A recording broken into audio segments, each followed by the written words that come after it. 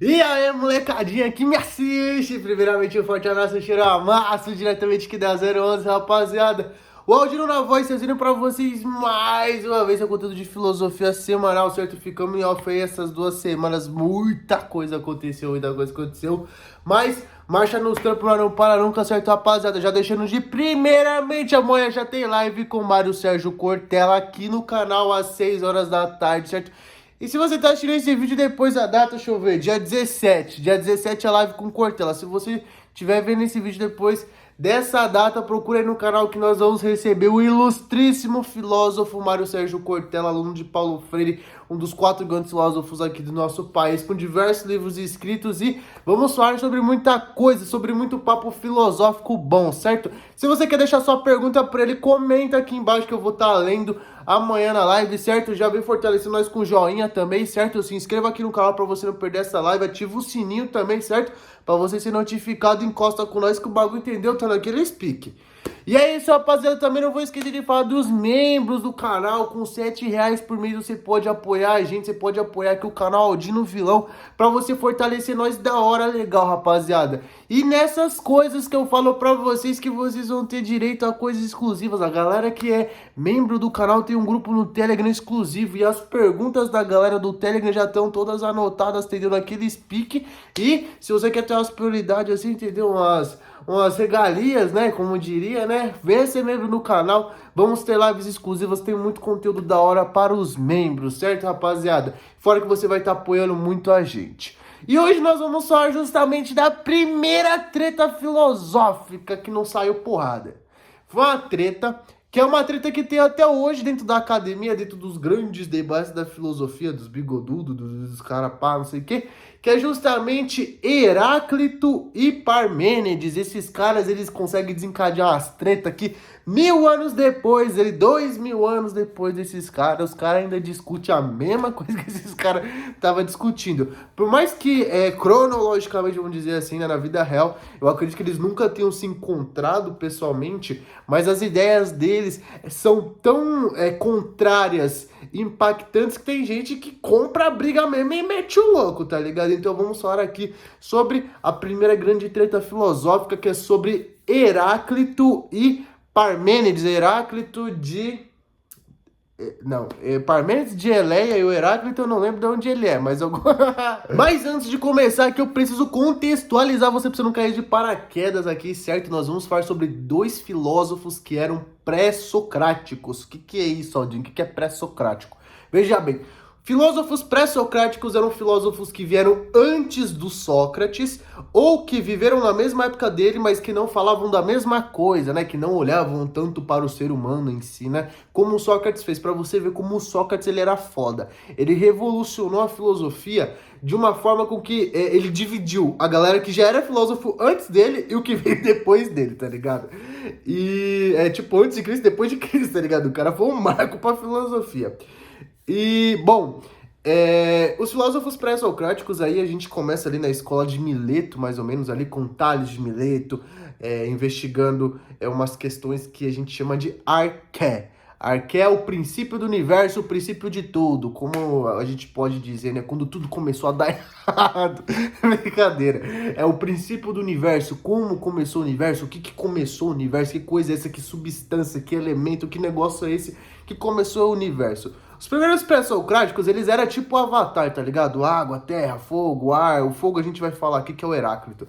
E você tem lá o Tales de Mileto, que foi o cara que falou que o princípio do universo era a água. Depois você tem o Anaxímedes, que vai falar que era o ar, ou era o Anaximandro. Os nomes são muito parecidos pra eu lembrar, peço perdão. Galera, me corrija aqui nos comentários. Isso mesmo, acabei de consultar aqui só pra dar aquela relembrada, pra não cometer um anacronismo. O Anaximandro ia dizer que o princípio do universo era um negócio que se chamava Hyperon. Depois o Anaxímedes dizia que era o ar. E a gente tem aí diversos filósofos aí, a gente chega no Demócrito, que vai falar sobre átomo. Você tem o Pitágoras, que falava que tudo é número. O cara tinha uma calculadora no olho que via número e calculava isso, aquilo, outro. E nós temos o nosso querido Heráclito, que vai falar que o princípio do universo é o fogo aí, certo? Porque o fogo, ele é uma boa representação do devir, e a gente vai falar dessas palavras agora. Então, 3 palavrinhas para você se familiarizar aqui ao longo da nossa aula, da nossa conversa, do nosso bate-papo, da nossa troca de ideias, certo? Arqué, princípio do universo. Já pode anotar que isso aí é importante cair na prova, viu? Cair é nem vestibular essas paradas. Arqué, princípio do universo. Devir, devir é movimento, é isso aqui, ó, movimento, tudo vai, tudo flui, isso aqui, ó, é movimento, é pra lá e pra cá, pra lá e pra cá. E nós temos physis. Physis é natureza, é a natureza das coisas, certo? Não no sentido metafísico, né? Mas a physis é a natureza, tanto que física vem de physis, né? Então, aí você já pode ir se familiarizando, né? Arqué, princípio do universo, como tudo surgiu, quando tudo começou a dar errado. Devir, movimento, movimentação, isso, aquilo, outro. Eu gosto muito de comparar o princípio de devir com Exu, inclusive, porque é a mesma coisa para mim, são só interpretações de lugares diferentes. Mas aí já é um papo para outra coisa, né? E nós temos também a physis, que é a própria natureza. Anotou, consolidou, pegou a visão, vamos que vamos então. A gente pode começar falando da teoria do Heráclito com a sua frase mais famosa. Não se pode banhar-se 2 vezes nas águas de um mesmo rio. Ou a gente pode pensar, você não pode tomar banho com a mesma água da mangueira 2 vezes, porque você não é o mesmo e a água já não é a mesma. Quando você vai para o meio do mato, num sol quente, para chegar no rio você soa, você se suja, você se rala, você transpira, você chega lá sujo, né? A maioria das vezes, né? Ao menos que você, né, já vai de jipe e tal, isso aqui, outro mais. Vamos pensar que tu foi no modo Survivor, largados e pelados da vida. Se suja, você chega no rio sujo. Você vai lá, você entra, pau. Entrou, se lavou, puf, lavou até a alma, meu filho. Lavou até a alma ali, pagou os pecados durante a jornada. E quando você sai do rio, você sai limpo. Ou seja, você já não é o mesmo que você entrou. Você entrou de uma forma, você entrou sujo, com CC, você entrou com o pé cheio de lama, entrou cheio de ralado, de coceira. Saiu limpo, até a alma se purificou ali naquele banho. Então você já mudou. Querendo ou não, você já mudou. Você já não é o mesmo que você era quando você entrou no rio. Ah, mas e se eu fizer o trajeto tudo de novo e me sujar de novo? Vai ser outro banho. Vai ser outra sujeira em outro momento e você já vai ter passado pela experiência de tomar banho pela primeira vez, ou seja, nada. Você já vai saber que a água tá fria, já vai saber que a água tá quente, já vai saber que tem pedra, já vai saber que tem peixe, já vai saber que tem as coisas. Ou seja, você, de forma alguma, você é o mesmo, você já mudou. Da mesma forma, a água do rio já foi, já levou a sujeira embora, já desbancou, já... Deixa quieto. Dependendo, até poluiu um pouco o rio, tanta sujeira que você tinha, mas é brincadeiras à parte, certo, rapaziada? Então, da mesma forma que você tá tomando banho, né, de mangueira e tal, lá, mó calorzão, pá, tomou a primeira vez, aí passa um tempo, vou tomar de novo, aí sua mãe, não vai ligar essa mangueira que vai vir R$ 80 de água, e por aí vai. Então você vê que aí já não é a mesma água e você não tem a mesma oportunidade. Ou seja, o que eu quero dizer com isso? Tudo flui. Tudo é uma constante mudança. A natureza, a physis em si, é a própria mudança. A physis é o devir. A physis é a própria mudança. A natureza está sempre em movimento. Nada é estático. Pro Heráclito, o verdadeiro, a verdadeira natureza, o real, a realidade, a verdade, a realidade... Eu já me perdi, né? Mas a verdade pro Heráclito é uma mudança, é o devir. O que é estático, o que é parado, o que não se mexe, o que é imóvel, é falso, é ilusão. Para ele, a realidade é uma constante mudança, tanto que a gente tem aí o princípio de dialética dele, né? Ele vai dizer que forças contrárias do mundo se colidem para gerar novas e por assim vai. Esse é o devir, né? Porque você tem a questão do quente, do quente, do calor e o frio, o congelado. Você tem o bem e o mal, você tem o dia e a noite. Porque esses filósofos, eles chegavam nessas observações, quer dizer, eles chegavam nessas conclusões através de observações, certo?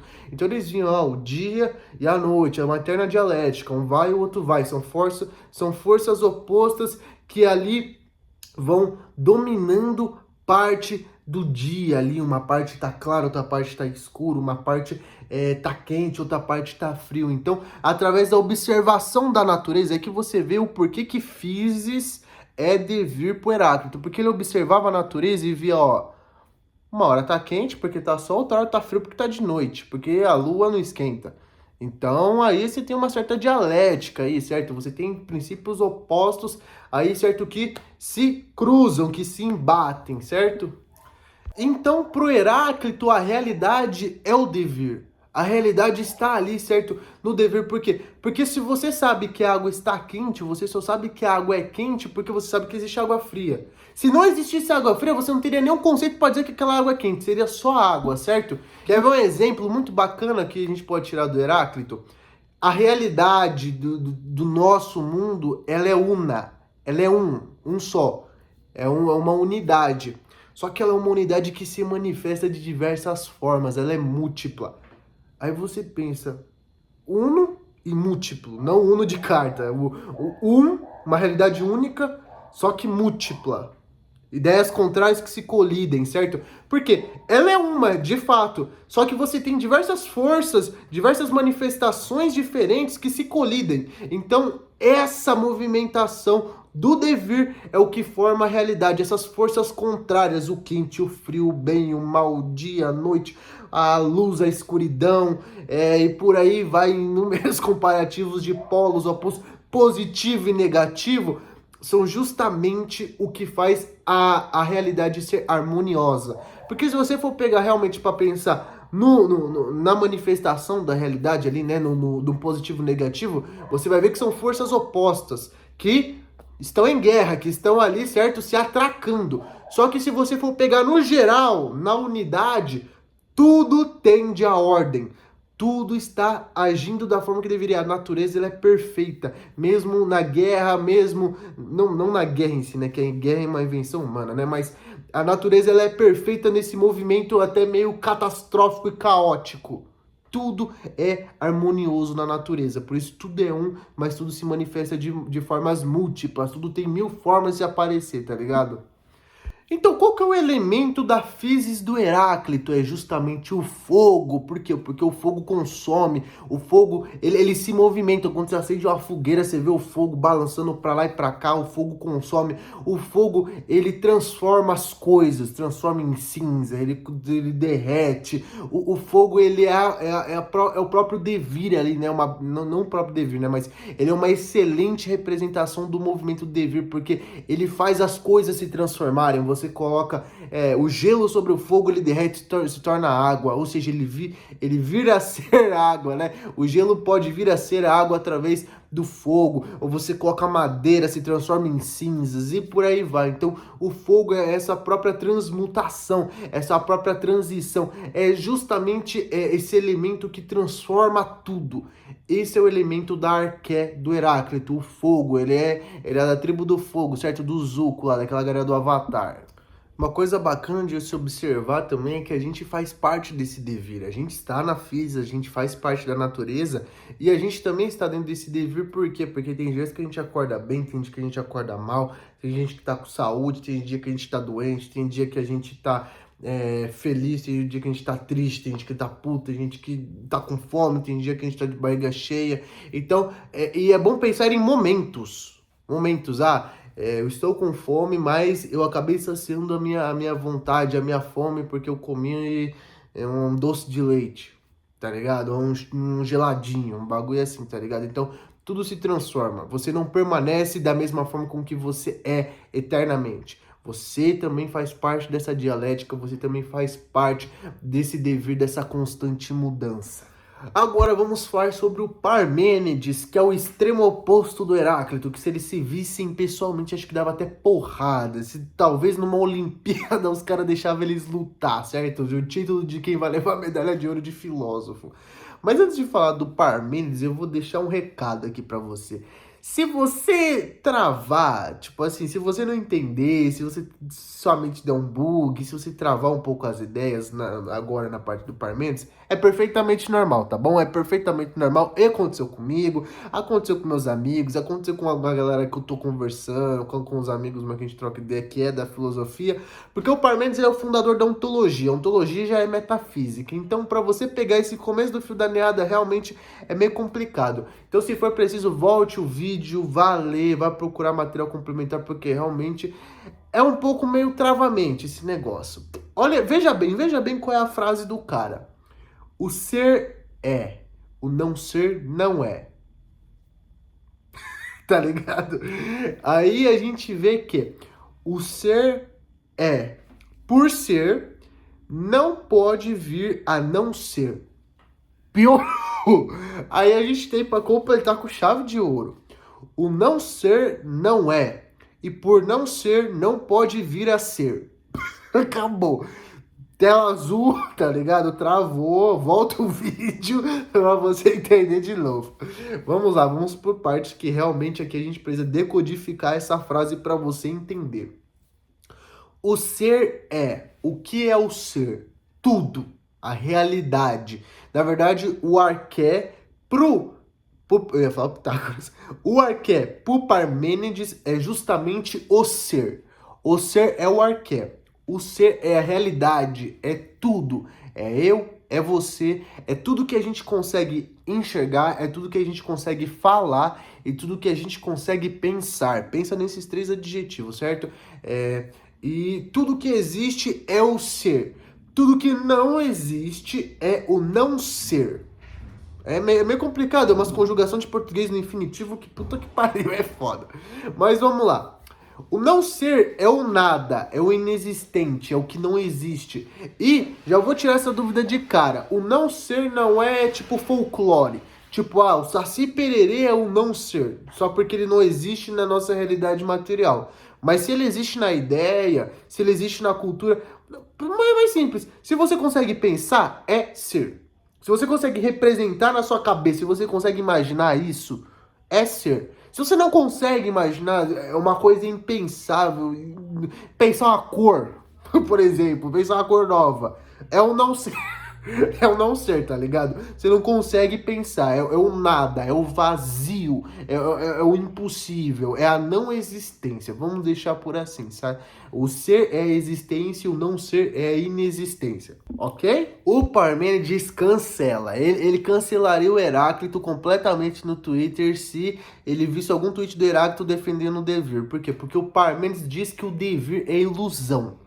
Não existe mudança, não existe movimento, não existe isso. As coisas têm uma essência, as coisas são porque são, as coisas é porque é. O ser é. É isso, é uma coisa imutável. Uma coisa não pode ser e depois se transformar em outra. Não existe isso, porque então ela atingiria um estado que ela não é. Ou seja, seria uma transição do ser é pro não ser, que depois passaria a ser. Já começou a bugar a mente da galera. O não ser, ele não existe e ele não pode ser, ele não pode existir. Essa coisa, o não ser, ele nunca vai existir pro Parmênides e ele nunca existiu e não pode existir. Então, a mudança significa você se transformar numa coisa, você passar para um estágio, você, entendeu? Migrar, você se transformar em alguma coisa que você ainda não é. Você adquirir alguma coisa que você ainda não tem. E isso seria o não ser. Então, por você ser o ser, meu Deus, o infinitivo do português é incrível para explicar Parmênides. Por você ser, por você existir, você não pode se movimentar, você não pode evoluir para uma coisa que não existe, para uma versão sua que não existe ainda. Você é o que é e sempre será o que foi. Melhor dizendo para galera entender.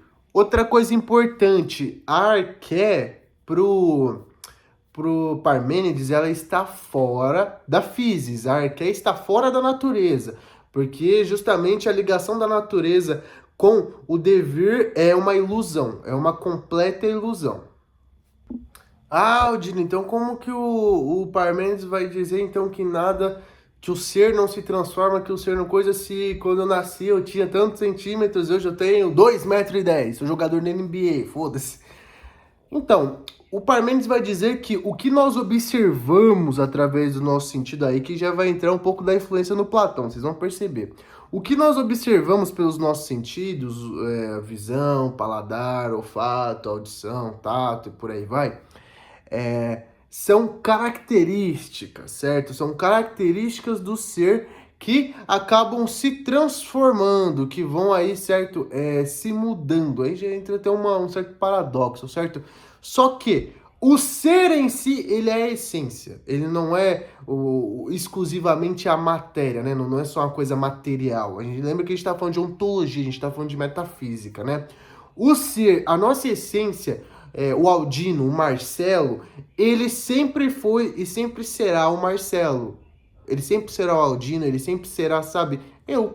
Eu sempre serei eu e não importa se eu perder um braço, Deus eu me livre de nunca, ou se eu ganhar mais tatuagem no corpo, ou se por aí vai, ou se crescer mais barba em mim, e crescer meu cabelo, raspar a cabeça e por aí vai. Eu sempre terei a minha essência de Marcelo. O que nós observamos, os fenômenos, as características, elas podem se mudar. Só que isso são ilusões. Isso são ilusões captadas pelos nossos sentidos, que são enganados. Por isso que ele odeia o dever, ele odeia o movimento, porque isso nos passa uma sensação enganosa, isso nos engana, os nossos sentidos nos enganam. E depois vai entrar na teoria dele, né, mais epistemológica ali, certo? Que ele vai dizer que os nossos sentidos nos levam à doxa. O que é a doxa? Opinião. Opinião de... tá ligado, né? Tá ligado, já pegou a referência. E essa opinião baseada nas nossas experiências, nossos sentidos, ela é falsa. Ela é uma coisa aí, certo, que não é real. É uma coisa embasada numa mentira, numa pura opinião, uma pura doxa. E a epistêmica, aí você vê da onde vem a palavra epistemologia, né? Seria o conhecimento através da razão, certo? Esse conhecimento aí de você saber a essência das coisas, as coisas imutáveis, a verdade absoluta, a verdade que rege o nosso mundo, certo? E a episteme, ela é alcançada através da razão. Aí você já vê toda a influência de Platão aí, certo? Que ele descendeu, que ele descendeu não, que ele teve do Parmênides, né, certo? Que aí você vê que o mundo das ideias, o mundo sensível, só é chegado através da razão, né? Porque para se chegar ao conhecimento verdadeiro também, para o Parmênides, para a gente entender a essência das coisas, é só através da razão. Então vamos falar algumas características desse ser. O ser é do Parmênides, certo? O Parmênides vai dizer que não existe nada além do ser. Ou existe o ser, ou existe o não ser. E o ser não pode vir a não ser, ele não pode fazer essa mudança. O que existe não pode deixar de existir, né? Então, ele é uno. O ser é uno, é único, ele é tudo, ele é um só. O ser é uno, porque não existe nada fora dele, ele é tudo. O ser, ele é imutável, por quê? Porque se não existe nada além dele, se não existe nada fora dele, não existe nada com que ele se possa parecer fora de si ou se transformar. Então ele é imutável, ele não se transforma, ele não consegue se transformar em nada, ele é único. E ele também é uno por quê? Porque ele não pode se dividir, ele é indivisível. Não dá para você dividir o ser. Como pro Heráclito a realidade se manifestava de formas múltiplas, pro Parmênides é completamente oposto. Não dá para você dividir, não tem como você dividir o ser. Porque se você vai colocar alguma coisa para dividir, você vai ter que separar isso e deixar alguma coisa ali no meio, né? Você vai construir um muro, vai passar a linha, vai fazer uma fita isolante, um durepox, uma silver tape, qualquer coisa ali para separar aquilo, fazer uma barragem para separar aquilo. Só que se tudo é uno, aquilo que você construir para tentar separar o ser também vai ser ser, então não vai separar nada, vai só fazer parte, tá ligado? Não tem como separar o ser de si, porque tudo que você tenta separar já faz parte do ser, tá ligado? Então, ele é indivisível, ele é indestrutível, ele é eterno, ele sempre existiu, ele não foi criado, isso é bom dizer, porque se ele tivesse sido criado, então quer dizer que ele veio do nada. E o ser não pode vir do não ser, algo não pode não existir e passar a existir segundo o Parmênides, certo? Então aí você tem diversas características aí que ele dá uma argumentada de uma forma meio lógica. É confuso, mas é muito lógico, né, o pensamento do Parmênides. do ser, das características e o porquê do ser ele ser imutável, dele ser imóvel, ele não pode se mover, para ele não se transformar em alguma coisa, ou para ele não alcançar um espaço que ele não estava, e por aí vai. Agora você consegue entender mais ou menos o porquê que é tão diferente. A gente diz que é a primeira grande treta filosófica, né? Porque o Parmênides vai dizer, nada muda, tranquilo e calmo. E o Heráclito vai dizer, segue o baile, firme e forte, naquele speak, tá ligado? Essa é a frase de cada um, entendeu? O Parmênides, tranquilo e calmo, nada muda. O Heráclito segue o baile, entendeu? Firme e forte. E vamos que vamos, rapaziada. Espero que você tenha entendido, porque, né, o debate... O coração do debate da filosofia, melhor dizendo, né, a principal questão sempre gira em torno disso daí, do Parmênides e do Heráclito. Porque se você pegar, por exemplo, o empirismo, ele é muito mais parecido com o lado do Heráclito, porque você adquire conhecimento das suas experiências, ou seja, você muda. Quanto mais experiência você vai adquirindo, mais conhecimento você vai tendo, porque você vai experimentando as coisas, a sua opinião vai mudando, o seu conhecimento vai aumentando, você vai adquirindo coisas que você não tinha, então você vai se transformando. Do outro lado, os racionalistas já são um pouco mais ali do lado do Parmênides, né? Porque você já nasce com aquilo inato, você já nasce com a razão, você já nasce com conhecimento inato dentro de você, isso já é uma essência sua. Então você vê que tem diversos debates aí que se desenrolam na filosofia, sempre no fio da meada do Parmênides e do Heráclito. Então é muito importante vocês entenderem esses dois filósofos, certo? Muito obrigado por ter assistido esse vídeo até aqui, certo? Mano, eu agradeço muito, rapaziada, por estar encostando aqui. Manda aquele vídeo pros seus parceiros, pro seu professor de filosofia, certo? Pros seus professores aí de humanas aí, pra eles dar um salve aqui. Não se esqueçam, amanhã, dia 17 de junho, live com Mário Sérgio Cortella, ilustríssimo, certo? Ele fala cantando, eu adoro que ele fala cantando, eu acho muito da hora. Aluno de Paulo Freire, nosso maior ícone aqui do canal, certo? E espero que você tenha gostado, curta, comenta, compartilha, entendeu? Se inscreve aqui no canal, comenta o que você achou, se você curtiu mais o Heráclito, do Parmênides, marca nós lá no Instagram, @AldinoVilão, no Twitter também, certo? Nós estamos muito ativos nessas redes sociais e estamos sempre postando coisas, caixinha de perguntas e interações em ambas as redes, certo? Muito obrigado por essa pessoa maravilhosa que assistiu até aqui. Um forte abraço, cheiro a massa. Te vejo até amanhã, hein? Uma coisa muito engraçada que ele acha que foi o filósofo que morreu da forma mais fodida que existe. O Heráclito, ele morreu atolado da bosta. Ele morreu na merda, de verdade, cara. Ele era uma pessoa muito reclusa, ele vivia nas montanhas, meditando, se alimentando de ervas e cogumelos e o que a natureza provisse para ele. E ele contraiu uma doença que dizem que retinha o líquido no corpo dele, não conseguia expelir líquido. A doença dele acumulava líquido no corpo dele e não conseguia expelir. Aí, o cara era muito foda, mas tem que ser muito foda pra pensar numa coisa dessa. Ele meio cavou um buraco, jogou um monte de esterco e ficou no buraco. Porque o esterco, ele é quente, né? Quando o esterco tá fresco, quando o esterco acaba de ser produzido, ele tá fresco, né? Então ele tá quente. Nunca botei a mão pra saber, mas, né, é o relato do cara. E ele acreditava que com o esterco, né, ele se mergulhando, caindo de cara na bosta, se afundando na merda, isso ia curar ele. O esterco ia fazer ele transpirar, suar o líquido que ele tinha no corpo, ou que ia chupar o líquido dele. Eu não sei o que se passou na cabeça desse cara. Eu não sei, eu acho que ninguém consegue dizer ao certo realmente o que se passou na cabeça dele, mas eu sei que ele acabou se enfiando num buraco de bosta e morreu desidratado. Ele morreu desidratado. Alguns contos dizem, né, que alguns alunos dele meio que tramaram contra a vida dele, enterraram ele, tipo, deram a ideia para ele fazer isso e acabaram enterrando ele, soltaram um cachorro selvagem, um lobo para matar ele. Bom, aí você tem diversas interpretações, mas o interessante é que todas as histórias sempre tem o Heráclito entrando num buraco de bosta. Então, já fica curiosidade pra galera. O Heráclito morreu na merda, literalmente. Espero que o vídeo não seja desmonetizado por esse relato.